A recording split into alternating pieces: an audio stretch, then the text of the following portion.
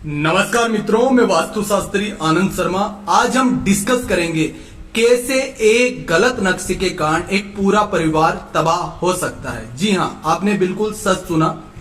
मेरा हाथ जोड़कर उन सभी लोगों से निवेदन है जो वास्तु के नाम पर भोले भाले लोगों को गलत नक्शा बनाकर दे रहे हैं और उनकी जीवन, उनकी सुख समृद्धि से खिलवाड़ कर रहे हैं। अगर आपको वास्तु का कुछ भी नॉलेज नहीं है तो किसी का नक्शा बनाकर उसका जीवन खराब ना करें। हमारे पास काफी प्लान आते हैं जिनका हम प्रॉपर वास्तु अनुरूप नक्शा बनाते हैं और बहुत से नक्शे ऐसे आते हैं जो ऑलरेडी घर बन चुके हैं और उनको काफी दिक्कत आती है लाइफ में। बहुत सी ऐसी दुर्घटनाएं हो जाती है, उनके जीवन में अकाल मृत्यु हो जाती है घर में, कि वो नक्शा अपना चेक करवाने के लिए भेजते। उसी में से एक ये आज का प्लान है जो आपके साथ डिस्कस करना बहुत जरूरी है। आप ध्यान से इस प्लान को समझिए। देखिए, कोई भी व्यक्ति घर बनाता है, जीवन भर की वो कमाई अपने घर में लगा देता है ना। घर बार बार नहीं बनता है, चाहे वो पैसे वाला हो, चाहे वो मिडिल क्लास हो, चाहे वो गरीब व्यक्ति हो। हर व्यक्ति की आप ऐसे समझ लीजिए सिचुएशन ऐसी हो जाती है कि वो फिर वापस कभी भी घर बनाने के बारे में सोच भी नहीं सकता। ये जो प्लान है 40 बाई 60 का है, डुप्लेक्स हाउस है। ये ग्राउंड फ्लोर का मैं आपसे डिस्कस करूंगा, इसके ऊपर भी एक फ्लोर और है। ये जो घर बना था ये ईस्ट यानी कि पूर्व मुखी बोलकर इनको वास्तु के नाम पर बेवकूफ बनाकर ये नक्शा दिया गया था। इन्होंने इसी नक्शे से घर बना लिया। नक्शा दिखने में आपको बहुत शानदार लग रहा होगा और जब डुप्लेक्स का नाम आता है तो आपको पता है कि लोगों के मन में एक अलग ही फीलिंग आ जाती है कि महल तो सिर्फ हमारा ही बन रहा है, बाकी तो सब झोंपड़ी में रह रहे हैं, है ना। 40 बाई 60 का मतलब समझ रहे हो कितना बड़ा ये प्लॉट है। ईस्ट फेसिंग यानी कि पूरब मुखी ये घर मानकर घर बनाया। पूरब दिशा कौन सी होती है? जो प्रॉपर 90 डिग्री फ्रंट होता है, याद रखें। सबसे पहले देखिए इसके अंदर जो घर बना है वो मैं आपको बता देता हूं, उसके बाद में इसकी पूरी ग्रेडिंग समझाएंगे कि इसमें क्या गलती है। यहाँ पर एक बड़ा दरवाजा है, एक छोटा दरवाजा है। अंदर आएंगे तो आप देख रहे हैं कि छत को ऐसे करके एलिवेशन को सुंदर बनाने के चक्कर में ये जो आप लाइनिंग देख रहे हैं, ये ऊपर के छत के जो छज्जा होता है ना, वो छज्जा दिया हुआ है, जिससे ये बैक कॉर्नर कट गया, आगे का ये पूरा कॉर्नर कट है और इधर का पूरा कॉर्नर कट है। ध्यान देते जाना।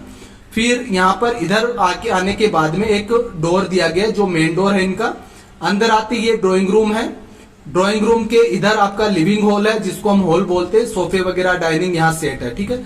इस साइड में पूजा घर बना दिया। यहाँ सीढ़ियां दे दी। सीढ़ी के नीचे से एक दरवाजा है जो कि बैक साइड में जो इनके ओपन एरिया है साइड में, वहां जाने के लिए। क्लियर है। अंदर आएंगे, यहाँ पर एक बेडरूम है जिसके अटैच लेट बाथ है, समझ रहे हैं ना आप। 2 विंडो दी गई है प्रॉपर, यहाँ पर सोफा है अंदर। फिर हम इधर आए, एक रूम और है, उसमें भी अटैच लेट बाथ दे दिया गया है। यहाँ पर टॉयलेट है, यहाँ पर ड्रेसिंग। क्लियर है। अब यहाँ पर एक WC यानी कि टॉयलेट दिया गया है। पीछे की बैक साइड में यहाँ पर एक कॉर्नर रखा गया जो ओपन टू स्काई, आसमान तक खुला है। वहां पर स्विमिंग, जो अपने जो घर के अंदर छोटा स्विमिंग पूल बनता है, वो स्विमिंग पूल बनाया गया है और ये पूरा ओपन एरिया है। क्लियर है, समझ गए आप कैसे अगले के जीवन के साथ खिलवाड़ किया है नक्शा बनाने वाले ने। अब इसको प्रॉपर ग्रिडिंग किया, पूरा गूगल अर्थ से इनकी डायरेक्शन ली गई और उसके बाद ग्रिडिंग किया तो इनका फ्रंट पहली बात तो 80 डिग्री आ रहा था, तो 10 डिग्री टिल्ट प्लॉट है। ध्यान दीजिएगा, बहुत से लोग यही गलती करते हैं कि दिशा का बिल्कुल ध्यान नहीं रखते, इग्नोर कर देते हैं। सबसे पहले देखिए 80 डिग्री फ्रंट है, 10 डिग्री घूमी हुई दिशा थी। उसके बाद में जब इसको प्रॉपर पद विन्यास और ग्रिडिंग से ग्रिड किया गया तो इनका जो मेन डोर है नॉर्थ ईस्ट का आ रहा है और जो ये सेकंड डोर है ये ईस्ट 2 का आ रहा है। अंदर आए तो ये जो मैंने आपको पहली चीज बताई थी कि जो ऊपर एलिवेशन बनाने के चक्कर में छज्जा दिया गया है वो ऐसे दिया गया, आप ध्यान से समझिएगा। उससे क्या हुआ, घर का नॉर्थ ईस्ट ईशान कॉर्नर, नॉर्थ ईस्ट को हिंदी में भी मैं आपको समझा देता हूँ, ईशान कॉर्नर और नॉर्थ ईस्ट, ये आप देख रहे हैं ना, ये दोनों कॉर्नर कट हो गए। अगर किसी घर के ये कॉर्नर कट होंगे 100% उसमें अकाल मृत्यु के योग बनते हैं। ऐसी गलती आपको बिल्कुल नहीं करनी है, चाहे वो घर की फ्लोरिंग हो चाहे आपका एलिवेशन हो, है ना। क्लियर है। उसके बाद में बैक साइड में इन्होंने जो कट दिया है उसमें इनका वेस्ट नॉर्थ वेस्ट दोनों कट है। इस साइड में ईस्ट साउथ ईस्ट इनका कट हो गया है। क्लियर है। अब मेन डोर की बात करते हैं कि मेन डोर सही जगह आ रहा है। मेन डोर इनका आ रहा है N8 के ऊपर, आप देख रहे हैं ये N8 की लाइन जा रही है ना। तो ये N8 पर मेन डोर आ रहा है, यानी कि उत्तरी ईशान में मुख्य दरवाजा है, जो कि रोंग है। क्लियर। उसके बाद में ड्राइंग रूम यहाँ दिया गया है, किचन यहाँ दिया गया है। अब हम सबसे पहले बात करते हैं टॉयलेट की, कि इनके टॉयलेट ठीक है क्या।